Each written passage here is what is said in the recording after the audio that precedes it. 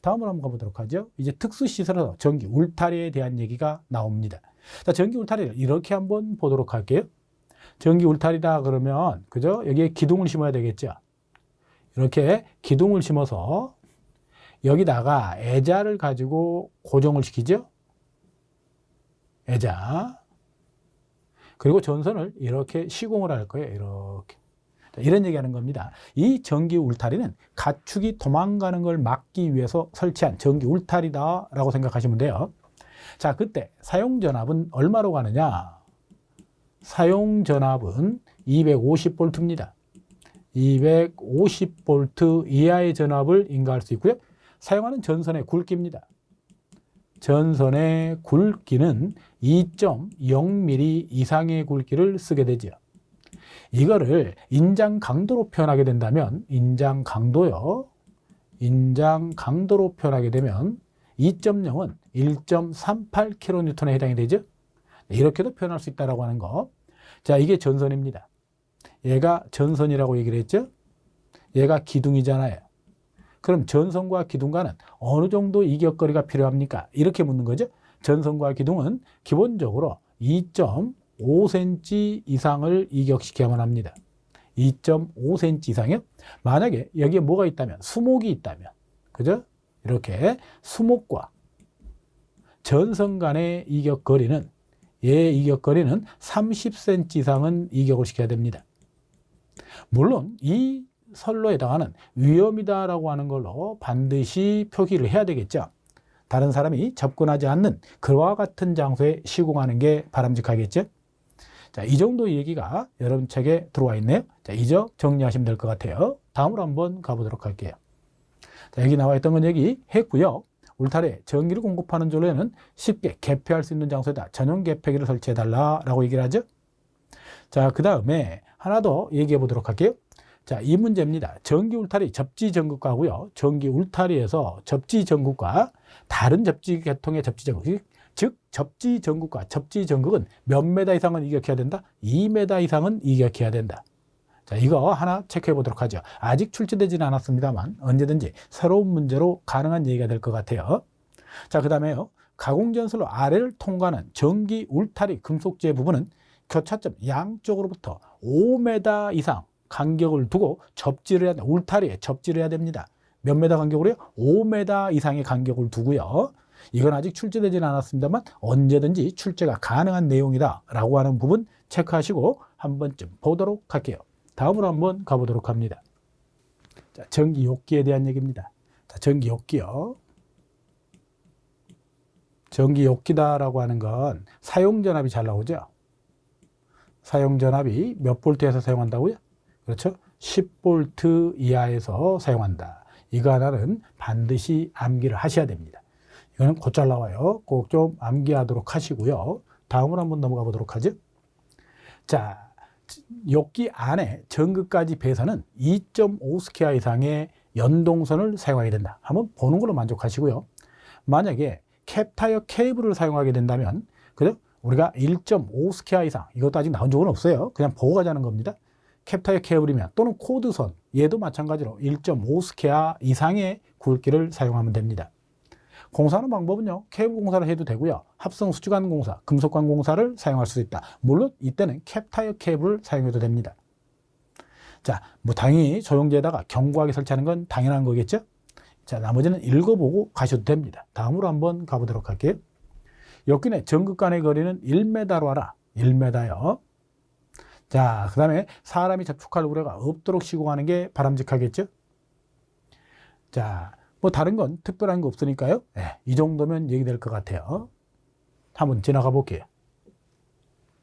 전기 온상에 대한 얘기입니다. 자, 전기 온상 이 정도만 정리하도록 하죠. 전기 온상이다라고 얘기합니다. 또는 도로의 전열 장치입니다. 전열. 그럼 여러분이 기본적으로 알아야 되는 건요, 전기 온상이다라고 하는 건 우리가 쉽게 말하면 비닐하우스라고 얘기하죠. 그러니까 실내로 보는 겁니다. 얘는 실내로요. 전열 장치다라고 하는 건 도로 같으면 실외로 봐야 되겠죠. 도로 같으면 실외. 얘는 실외로 볼 거다. 이렇게 한번 구분을 짓고요. 열을 발생하는 장치 이렇게 생각하면 될 것 같아요. 자, 이건 둘 다 대지전압을 기준으로 하는데 대지전압이 나오면 우리는 몇 볼트라고 얘기했던가요? 그렇죠? 300V 이하입니다. 300V 이하요. 발열선의 최고 온도에 대한 얘기 나오죠. 최고 허용 온도에 대한 얘기입니다. 허용 온도는 실내에서는 몇 도까지 올릴 수 있느냐? 80도죠. 80도. 실외에서는 120도까지 그 온도가 허락된다라고 하는 거, 이 정도만 체크를 하면 될 것 같아요. 다음을 한번 가보도록 하죠. 자, 발열선에 대한 얘기 나와 있죠? 똑같습니다. 결국은. 자, 그런데요. 여기 보았더니, 그죠? 발열선은 노출 장소에 시설해야 됩니다. 보이도록 해달라는 얘기죠. 발열선 상호간은 0.03m 정도의 간격을 유지시켜야 되고요. 박스 안에 함이다라고 하는 건 상자를 의미하는 거죠. 상자 안에 설치할 때는 0.02m 이상, 그죠? 발열선과 정형제 이격거리는 0.025, 발열선 지정거리는 1m. 자, 이거는 참고사항으로 보셔도 좋습니다. 특별히 시험에 출제된 건 없네요. 다음으로 한번 가보도록 할게요. 도로의 발열선이다. 똑같다 그랬죠? 이 정도는 아셔야 된다 그랬어요. 대지전압 기준은 300V로 한다 그랬고요. 도로다라고 얘기했으니 실외가 되는 거죠. 실내가 아니고 실외. 그래서 최고 온도는 120도까지 가능하다라고 하는 거예요. 자, 실내면 80도가 가능하다 그랬죠? 근데 실외가 되면 120도가 가능하다. 이 정도 체크를 하시면 될 것 같아요. 나머지는 큰 문제 없습니다. 다음으로 한번 보도록 하죠. 전격 살충기에 대한 얘기입니다. 전격 살충기다라고 하는 건 뭐 하는 겁니까? 여러분들이 자, 전격, 정기적인 충격을 가해서 살충, 벌레를 죽이는 기기다. 이렇게 이해하시면 될 것 같아요. 얘 시공 높이는, 전격 살충기의 시공 높이는 몇 메다 이상이 설치한다는 거? 3.5m 이상의 높이에 시공하는 게 바람직합니다. 자, 그런데요. 기본적으로 어떤 경우가 있냐? 7kV 이하의 경우로 절연 변압기를 사용하고요. 자동적으로 차단할 수 있는 보호장치를 설치했다 그러면 1.8m의 높이의 시공이 가능해집니다. 기본은요, 우리가 이렇게 정의해야 되겠죠? 전격 살충기는 시공 높이다라고 얘기를 하면 마루 위 몇 메다라고요? 3.5m 이상의 높이에 시공하는 게 바람직합니다. 그런데요, 단서 조항에 이렇게 붙는다면 7kV 이하의 경우로, 그렇죠? 무슨 변압기를 사용했다? 절연 변압기를 사용을 했다. 자, 그러면서 자동 차단 장치가 되어 있다면, 이때는 1.8m의 높이 이상의 높이의 시공이 가능하다라고 정의할 수 있다고 하는 겁니다. 자, 이 정도가 시험에 출제됐던 내용이니까 반드시 알아두셔야 얘기되는 거고요. 나머지는 특별히 시험에 출제된 게 없습니다. 자, 전격 살충기, 전격 격자와 다른 시설물 또는 식물과의 격거리. 자, 간단하게 얘기하죠. 전격 살충기와 식물과의 격거리는 몇 메다로 본다? 0.3m. 아직 출제된 적은 없고요. 이 내용이 중요하다라고 하는 사실을 기억하셔야 돼요. 이 정도는 체크를 꼭 좀 하고 지나가도록 할게요. 다음으로 한번 보도록 합니다. 유리용 전차다라는 말을 썼네요. 유형이다. 이건 놀이용 전차라고 명칭이 바뀌었죠. 놀이용 전차요. 유리용 전차 어디에 쓰는 겁니까? 애들이 즐기고 노는 데죠. 유원지, 유희장이겠죠. 유회장이 아니고요. 그죠? 깃뿌리자를 쓰는 거니까요. 군에서 유희용으로, 그죠? 즐기고 놀겠다. 이렇게 이해하면 간단하게 돼요. 자, 사용전압입니다. 유용 전차에 대한 거요. 유희용 전차. 사용전압입니다. 사용전압이 나오면 400V 이하가 되죠. 400V 이하. 이거 체크 한번 하시고요. 자, 유용전차에 전기를 공급하기 위한 절연변압기는 당연히 절연변압기를 사용해야 됩니다. 절연변압기, 2차 측 전압에 대한 얘기죠. 2차 측의 전압은 직류로 공급을 할 건, 직류 전기철도가 있죠. DC로 공급하는 경우라면 60V 이하의 전압이 되고요. 교류로 공급하는 경우라면 40V 이하의 전압을 공급하게 되죠. 자, 이 정도는 체크를 한번 하시고 지나가는 게 바람직하죠. 유형 전차에 대한 얘기 나오면 이 정도는 체크를 하셔야 될 겁니다. 나머지는 읽어보셔도 괜찮습니다. 그 용접기에 대한 얘기죠. 자, 이거 한번 보자고요. 우리가 여기에 용접하고자 하는 물건이 있어요. 이 물건을 모재다라고 얘기하고요. 이 모재 밑에 받침대를 하나 두게 되죠. 이걸 정반이다라고 얘기합니다. 이 정반은 반드시 접지를 해야 되는 거죠. 자, 그리고 나서요, 여기에 TR이다라고 하는 변압기가 있는데요. 이걸 영접용 변압기다라고 얘기를 합니다. 영접용 변압기요. 이 영접용 변압기는 무슨 변압기를 쓰게 된다고요? 절연 변압기를 써야 되겠죠. 절연 변압기를 사용을 합니다. 그러면 여기서 하나가 이 정반에다가 이렇게 연결을 하고요. 하나는 그죠? 우리가 봉을 물어서 그죠? 이렇게 용접을 하는데 이게 떨어질 때 발생하는 아크열을 이용하게 되죠. 그때 우리는 이걸로 뭘 쓰게 됩니까?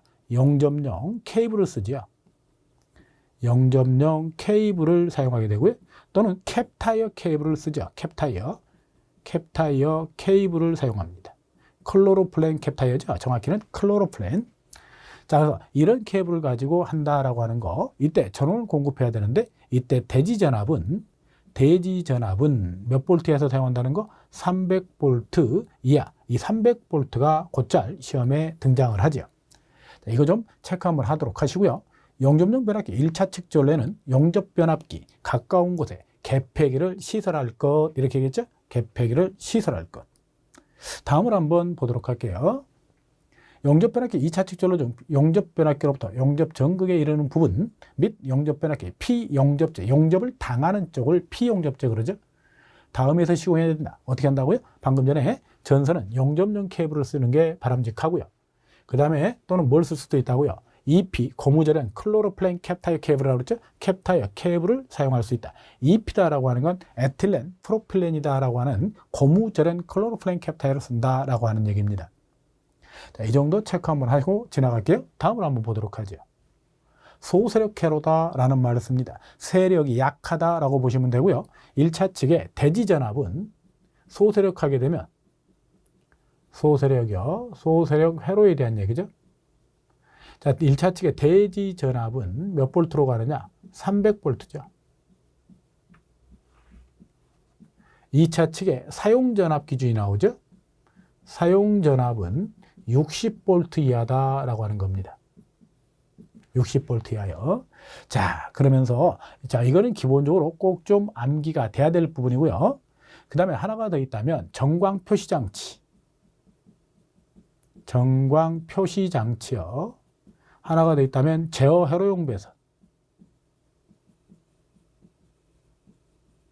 이것들도요, 똑같이 얘와 같습니다. 소세력 회로와 같다라고 하는 거 기억하셔야 돼요. 이것도 똑같이 대지전압을 부르면 300, 사용전압을 부르면 60으로 가야 됩니다. 자, 가운데 있는 이 숫자가 적혀 있는 거 있잖아요. 이걸 갖다가 뒤에서 이렇게 정리를 했습니다. 즉, 다시 말하면 소세력 회로에서 반드시 기본적으로 얘는 절연 변압기를 사용하는 게 원칙으로 되어 있고요. 절연 변압기 2차 측의 단락 전류, 그 다음에 최대 사용 전압의 구분, 그죠? 이 값을 정한 겁니다. 우리가 소세력이다라고 하는 건 사용 전압이 60볼트 이하의 전압이라고 얘기했죠. 이걸 15볼트, 30볼트, 60볼트로 나누어서 2차 단락 전류, 얘가 한번 출제된 적이 있죠. 자, 소세력 회로의 최대 사용 전압이 15볼트 이하인 경우 2차 단락 전류의 크기는 얼마가 되는가? 8A입니다. 그 다음에 30볼트를 초과하고 60볼트 이하의 경우로 과전류 차단기 전격 전류는 얼마가 되는가? 1.5A. 얘도 출제된 적이 있고요. 15볼트 초과하고 30볼트 이하 과전류 차단기 전격이 얼마인가? 3A. 한 번씩 등장을 했던 문제들입니다. 그래서 뭐 자주 등장하는 건 아니었는데요. 관련에 나왔던 걸 토탈 얘기한 거니까 한 번쯤 눈여겨보는 걸로 만족하셔도 될 것 같아요. 다음으로 한번 가보도록 합니다. 자, 소세력 회로에 사용하는 전선의 굵기입니다. 시험에 실은 출제된 적은 없으나 우리가 소세력이다라고 하면 뭘 얘기하느냐? 소세력이요. 여러분이 꼭 알아야 되는 건 전압 구분입니다. 1차 측의 대지 전압은 방금 전에 얘기했습니다. 300볼트라고 그랬죠. 300볼트 이하가 되고요. 2차 측의 사용 전압은 60볼트 이하다라고 하는 거죠. 그럼 이때 사용할 수 있는 전선의 최소 굵기는 얼마가 되는가? 최소 굵기는 1스퀘어 이상이면 됩니다. 1스퀘어 이상의 굵기면 되고요. 소세력이다라고 하는 건 어디를 말하느냐? 벨이나 부저, 그죠? 여기에 사용되는 것이다 라고 이해하면 될 것 같아요. 자, 이 정도만 한번 체크를 하고 지나가도록 할게요. 자, 다음을 한번 보도록 합니다.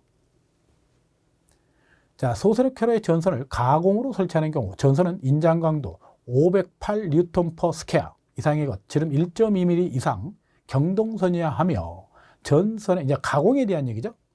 전선의 지점거리는 15m 이하로 한다. 전선의 높이는 다음 표현한다. 자, 나온 적은 한 번도 없습니다. 자, 그런데요, 도로 횡단한다 그러면 그게 뭐가 됐든 6m가 되는 거고요. 철도 횡단한다면 6.5m가 되는 거죠. 기타 지표상 높이, 그죠? 이거 두 개를 제외한 건 4m다라고 하는 거예요. 굳이 암기할 필요까지는 없는 것 같고요. 나온 적이 없기 때문에 한 번쯤 참고 삼아 보는 걸로 만족을 하시죠. 자, 오늘은 양가로 8번 전기 부식 방지 시설 이런 말 썼네요. 자, 우리 이런 거 한번 보자고요. 우리가 전기 철도에서 이런 얘기를 했을 것 같아요. 전기 철도요. 자, 여기에 뭐가 있습니까? 레일이 있다라고 하는 거죠. 레일이 있고요. 자, 레일 밑에 금속재 관로가 있다. 이렇게 보자는 거죠. 금속재 관로요. 이거를 여러분 책에서는 뭐라고 얘기를 합니까? 여기서는 피방식체다라고 얘기를 하는 거죠. 그래서 레일에서 만약에 누설 전류가 발생을 해서 이 금속재로 흐르게 된다면 들어온 전류는 반드시 나가는 부분이 생긴다고 그랬죠. 이 부분에서 뭐가 발생한다고요? 전기적인 부식이 발생한다라는 얘기예요. 전기적인 부식이 발생하게 된다. 자, 그 얘기를 하는 겁니다. 자, 그래서 우리는 이 전기적 부식 방지를 위해서 어떤 조치를 할 수 있는가라는 얘기인데, 이때 가할 수 있는 전압은 저압이야만 하죠. 저압. 사용 전압은 저압만 시공할 수 있는데, 그때 직류 몇 볼트야요? 60V 이하의 전압을 공급할 수 있다. 자, 이거는 꼭 좀 암기를 하셔야 됩니다. 전기 부식 방지를 위해서 공급할 수 있는, 그죠? 전원은 직류 얼마다? 그죠? 60V 이하요. 자, 나머지는 우리가 한 번쯤 읽어보는 걸로 만족을 하셔도 될 것 같아요. 얘는 곧잘 시험에 나오니까 이 의미는 꼭 좀 받아주셔야 되는 겁니다. 그다음에 뭐 절연 내력 시험 하는 거라든가 이런 것들은 그저 시험에 아직 출제된 적이 없네요. 한번 보고 나가죠. 전기 방식용 전원 장치는 경관 금속재 외압에 넣어야 하고요. 변압기는 절연 변압기가 되고요. 변압기는 절연 변압기요. 그다음에 교류 1kV 이하의 시험 전압을 권선과 다른 권선 또는 철심 및 외암 간의 시험 전압을 1분간만 가해라. 1분간만 가한다. 그죠? 그래서 그 시험 전압에 견딜 수 있으면 된다. 이런 얘기를 하고 있죠. 자, 참고 삼아 보는 거고요. 이 내용만 반드시 숙지를 하셔야 된다라는 얘기입니다. 다음으로 한번 가보도록 하죠. 자, 양극은 지중해 매설하고 하는, 자, 이런 거 한번 보자고요. 여기에 레일이다라고 하는 게 있다고 그랬죠? 여기에 금속재 관로가 있다라고 보자 그랬어요.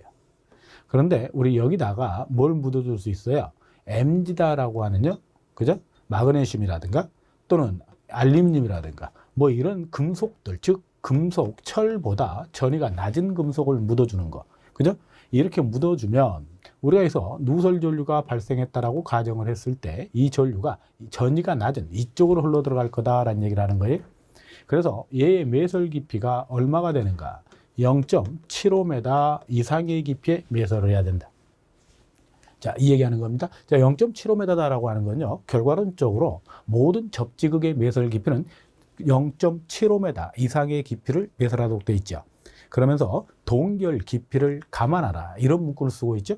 자, 기억하셔야 됩니다. 얘는 뭐 특별한 건 아니고요, 접지극의 매설 깊이에 대한 얘기다, 이렇게 이해하셔도 이해가 될 것 같아요. 자, 그 다음에 전위차에 대한 얘기가 나옵니다. 수중에 시설하는 양극 그 주위 1m 이내 거리에 있어서 이무의 점과의 전위차는 10V. 아직 나온 적은 없죠. 자, 아주 오래전에 한 번쯤 거론된 적이 있긴 합니다만 실질적으로 단독으로 출제된 적은 없고요. 두 번째, 얘는 단독으로 출제된 적이 있습니다. 전위차에 대한 부분이요. 지표 또는 수중에서 1m 간격 이무의 두 점 간의 전위차는 5V를 넘지 않는다. 5V 이하로 할 것, 이 문구가 한번 나온 적이 있네요. 5V요. 지표 또는 수중에서 1m 간격 이무의 두 점 간의 전위차를 묻는 문제, 얘가 한번 나온 적이 있습니다. 자, 이 정도만 체크하도록 하시면 될 것 같아요. 자, 다음으로 한번 보도록 할게요. 전기 부식 방지로의 전선 중 지중해 시설하는 부분은 다음에 의하여 시공을 해야 된다. 그죠? 자, 그러면서 전선은 공칭 단면적이 4스퀘어 이상의 연동선을 써달라 그랬네요. 전선의 부식 방지를 한 전선의 굵기 4.0스퀘어 나온 적 없죠? 그 다음에 이와 동등 이상의 세기 및 굵기의 것을 사용하면 된다. 양극에 부속하는 전선은 공칭 단면적 2.5 스퀘어 이상입니다. 2.5 스퀘어라고 써야 되겠죠. 이렇게 표기하는 게 맞겠네요. 연동선, 그죠? 그 이상의 굵기를 사용할 수 있다. 자, 전선을 직접 매설식으로 사용하게 된다면 땅에 매설되는 깊이에 대한 얘기를 하게 되는데요. 그 매설 깊이는 압력을 받는다라고 얘기하면 1m 이상. 이것도 우리가 케이블의 매설 깊이와 같죠. 우리가 기억하셔야 됩니다. 케이블의 매설 깊이는 아주 시험에 자주 등장을 하죠. 그래서 직접 매설식에서 얘기하는 거죠. 직접 매설식이요. 직접 매설식이다. 우리는 이걸 직매식 이렇게도 표현하죠. 그래서 충격이나 또는 압력을 받을 우려가 있는 장소다 그러면 1m 이상이라고 그랬죠. 충격이나 압력을 받지 않는 장소다라고 얘기하면 0.6m 이렇게 표기를 했어요.